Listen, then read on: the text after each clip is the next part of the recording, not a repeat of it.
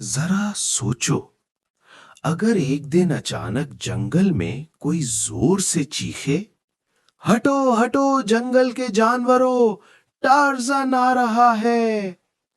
ذرا رکیے، یہ ٹارزن فلموں والا نہیں تھا، یہ تو یاسر تھا۔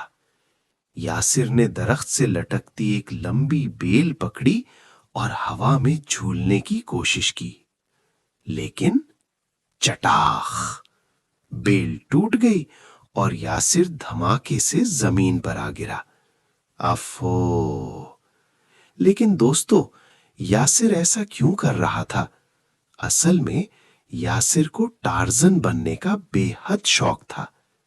اس نے ٹارزن کی ساری کہانیاں پڑھ لی تھیں، سارے کارٹون دیکھ ڈالے تھے۔ وہ ہر وقت یہی سوچتا رہتا تھا، کاش میں جنگل میں ہوتا اور اصلی ٹارزن بن جاتا۔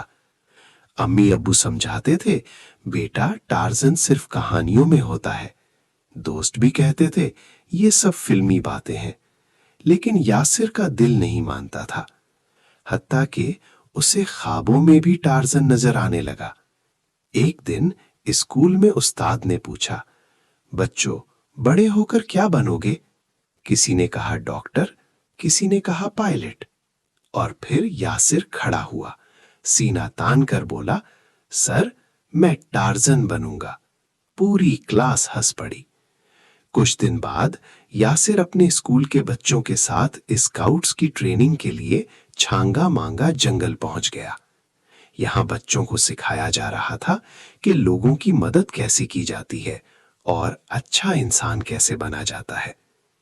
کیمپ کا دوسرا دن تھا۔ رات کے آخری پہر یاسر چپکے سے اٹھا۔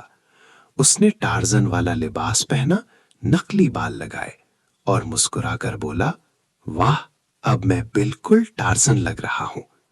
پھر اس نے ایک بیل پکڑی اور جھولنے کی کوشش کی۔ افو! یاسر پھر زمین پر آ گرا۔ اس کی کمر میں زور کی چوٹ لگ گئی۔ یاسر نے سوچا، ٹارزن بننا تو واقعی مشکل کام ہے۔ اچانک دو بچے وہاں آ گئے، معاذ اور شایان۔ ارے شایان، بھاگو، یہاں ٹارزن ہے! دونوں ڈرتے ہوئے کیمپ کی طرف بھاگ گئے۔